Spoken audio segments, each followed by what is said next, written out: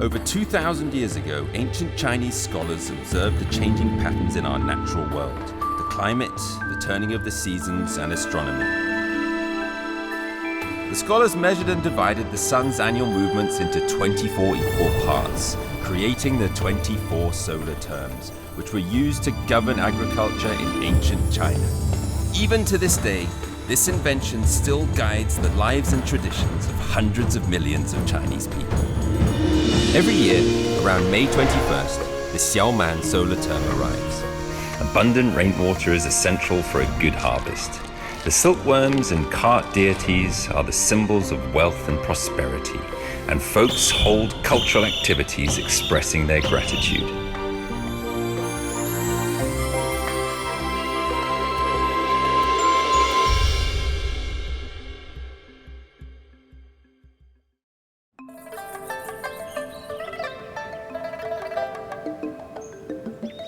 Lesser fullness, or Xiaoman in Chinese, is the second solar term in summer. While it's getting steadily hotter and wetter, the wheat grains become fuller by the day. But they're nowhere near ripe enough for harvesting yet. The ancient Chinese gave this season its characteristic by calling it Xiaoman, or lesser fullness.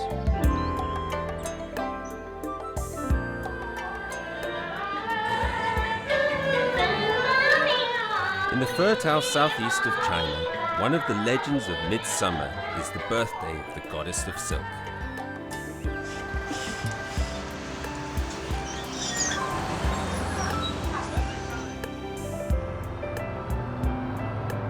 Well, I'm now in Wujiang, and I'm heading out to a little town on its outskirts. Now, this town has the GDP of an entire city of China. Now that's a huge amount of money when you consider how wealthy China is. How did this happen? Quite simply with the invention of one product, silk. Shangze Town, Wujiang City.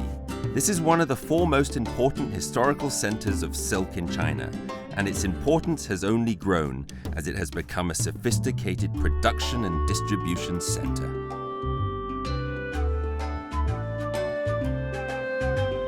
I hear that over 10 billion meters of silk comes from this place every single year.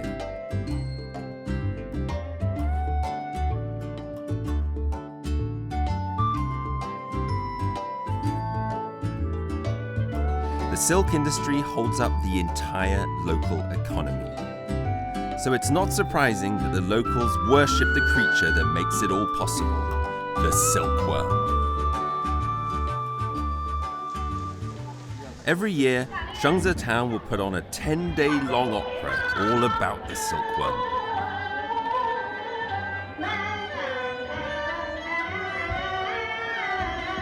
In Shangze, Shen Yingbao is a household name. Specializing in silk production for more than 20 years, the locals consider him an expert in the subject.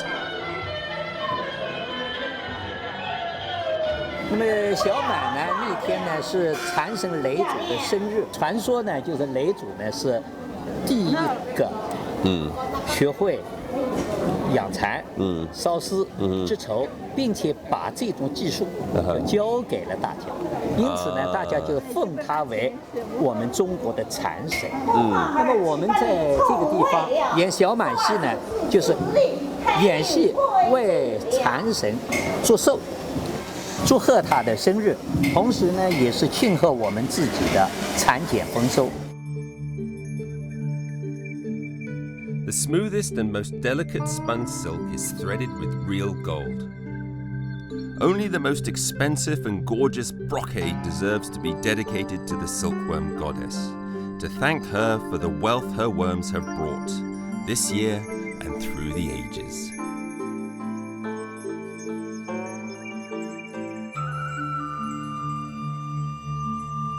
Shangze's history has been strung together by silk.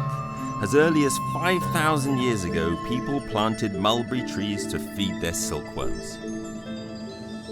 蚕宝宝快要上山去剪枝了，这两天呢，正是它吃桑叶吃的最多的时候。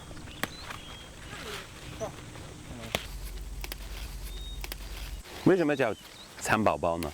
因为我们呢这里的老百姓啊，都是靠重商养蚕，发家致富的，是吧？啊。那么这个蚕宝宝呢，它非常嫩，非常稚嫩，很容易生病，是吧？因此呢，我们要像照顾小孩子一样，照顾宝宝一样的来照顾蚕，所以把它称作叫蚕宝宝。这片桑园很大，没错，巨大。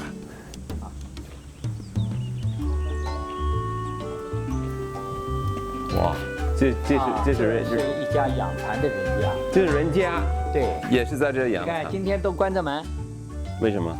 因为这是我们这儿的一种规矩。养蚕季节，因为这个蚕宝宝非常的娇嫩，稍微有一点不好的这个味道，它就不能吐丝，所以呢，人员不往来，门都关着。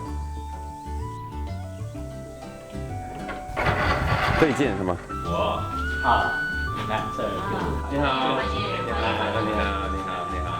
在楼下就是养这个蚕是吧？然后在楼上住啊。哇 ，My Lord, look at this, incredible！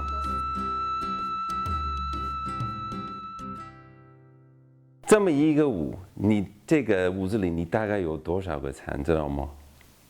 大概这里有3万多， 3万多，3万多，3万多个。还能就一直在听到他们吃。是商业的声音，能听到。稍微是很响的，沙的，对。像雨一样，像雨声。那我可以抱一个吗？我的手应该干净的啊。哇 ，look at that！ 你看多可爱。它还得长到大概多么大才成熟呢？还要扎两天，它就要吐丝了。2天，马上就要吐丝。吐丝啊，对。完了，吐丝也要等多长时间？吐丝还要3天。3天，完了呢？结成茧子。就可以了。啊，对。然后就把它卖掉。没有人养蚕，你就不会有丝绸，是吧？也不会有好的服装。对，你们是丝绸的英雄。对，你给它吃好了。这一点叶子吃不了多少时间。对，可以随便。Being an Englishman, of course I know about silk, and I knew about the silkworm, but it's quite hard to understand the influence of one little worm on such an incredibly vast country. This guy is responsible for wars, and on top of that, really, for the first economic boom of China. Amazing. And there's about 30,000 of them in this room. Once this guy starts to spin a cocoon and the silk comes out, well, that's where the magic happens. But this is where it all starts. A worm.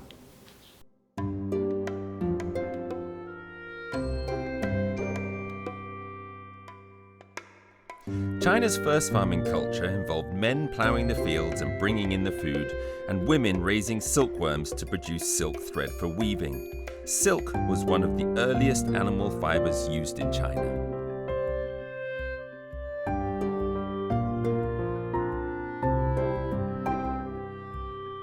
It's hard to imagine, more than 2,000 years ago, the Chinese invented a spinning wheel to turn these worms' cocoons into silk thread, and that this craft didn't make it to Europe until the 13th century.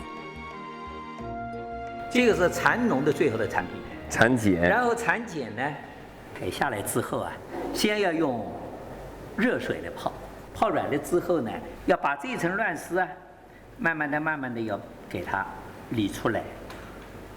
就是会等到有这么一条线。剩下一条线了。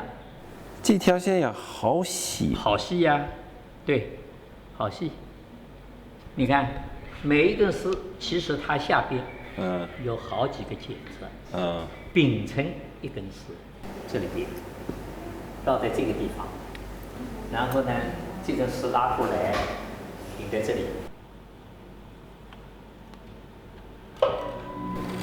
然后呢，再用脚来踏，让它转起来，要快，那么就，对，就把这个丝慢慢的全部。明白了。这个就是烧丝。这个很了不起。对。这么一个东西，它能大概有多么长的丝绸呢？这么一个茧子，有1000到1500米长，能超过1公里。是。你像这个虫子要多么辛苦。是哎。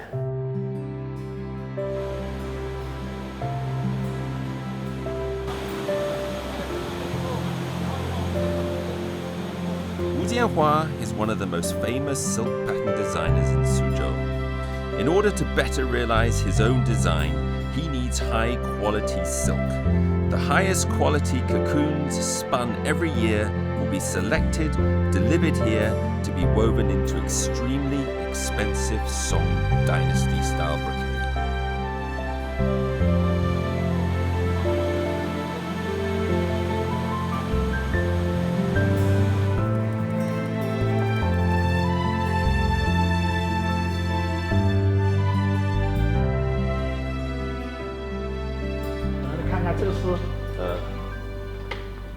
IPAC 领导人穿过的，是吧？这个丝绸的是我们丝绸的这个服装，就是因为很舒服，是吧？对啊，一个老一范，这个好光啊！对吧？看到吧，这就是宋锦，这就是松紧，这叫宋锦，对啊。怎么能看出来是松紧呢？它的宋锦在不同的光线下都会有，你看都会变色，不同的角度都会有不同的颜色。但如果是这个手工的，这么一件衣服得好几个月呢。不是好几个月啊。你这一个如果就是算人的要做下来的话，那肯定要1年时间。1年时间。What Mr. Wu has created here is something quite incredible. And when you put it on, you really feel the difference. It's incredible silk. And all this pattern you see on here, this is not something that's added on at the end.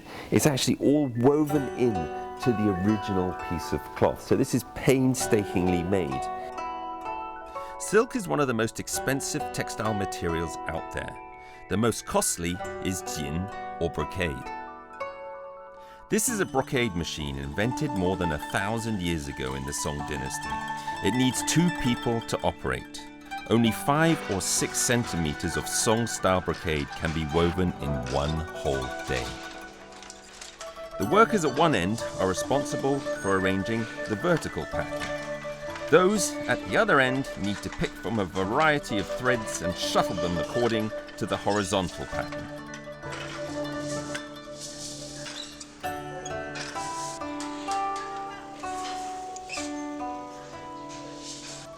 Fine silk passes through this ancient wooden machine and is woven into a beautifully decorated brocade.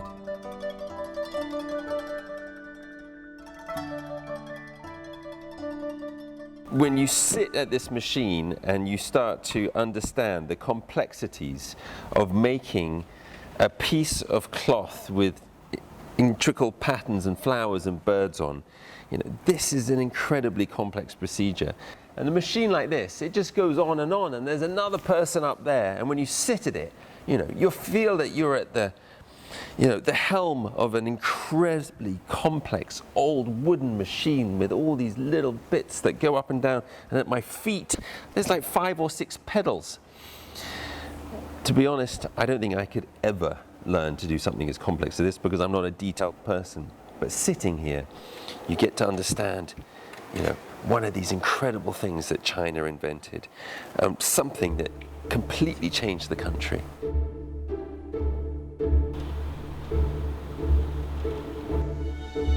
More than 1,000 years ago, Chinese people created this process from unspooling tiny cocoons and invented this delicate weaving process.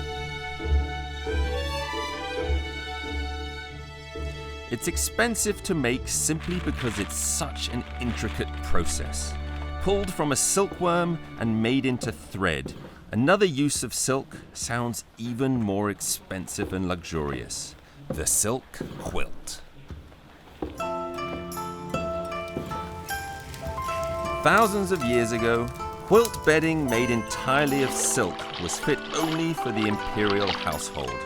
And in this land rich in silk, when local girls got married, their parents would make silk bedding from homegrown silkworms to accompany their daughter on her journey to a new home and family.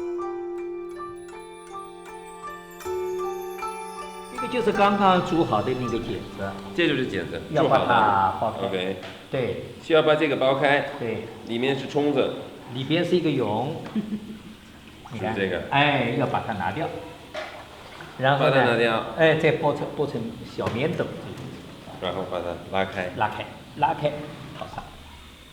Once we've got our boiled cocoon, we start to see what happens here. Inside this beautiful cocoon, now it's gone all soft. You can see the poor little silkworms who put in so much effort are right in there. And there's 2 in there. Look at that. Amazing. And then once you get in there, you got to start cleaning out all of the stuff that's in here. Then you got to start stretching this silk. This is really the very pure form of silk, isn't it? This is basically the cocoon that's been stretched out. And I keep stretching it out until it's long enough. Now I think I've really washed this up, but here we go. Oh, it's not so bad, look at that. So all that effort for one cocoon stretched over here. Now to make one big duvet, well, you're probably talking about more than 1,000 of these. It's a lot of effort, and you can imagine just how hard these ladies have to work.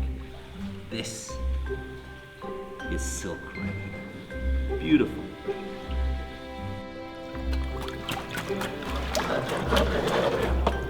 Silkworm cocoons are individually stretched out and combined into one large reel. After it's dried, this becomes the raw material for making silk quilts. 你看，这儿就是拉蚕丝被的。哦，哎，就是把刚才那种棉斗呢，要先把它拉松，然后呢要拉到丝棉被那么大小，就它的长度、它的宽度，这么一层一层拉出来，全部都是用刚刚的那种棉斗来做的。你看，这样包住，慢慢的拉出来，哎，好几层呢。啊，好几层，哎，它根据不同的用途啊，它有不同的这个厚度。 These 5-kilogram quilts require up to 8,000 cocoons. Silk quilts are completely handmade. Only after 15 years of experience can these ladies make the silk even enough and soft enough for the job.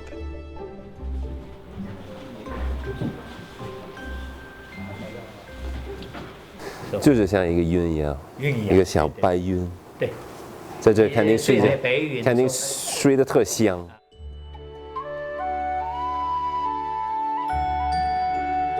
One tiny Chinese silkworm has taken me on a magical little tour through this solar term.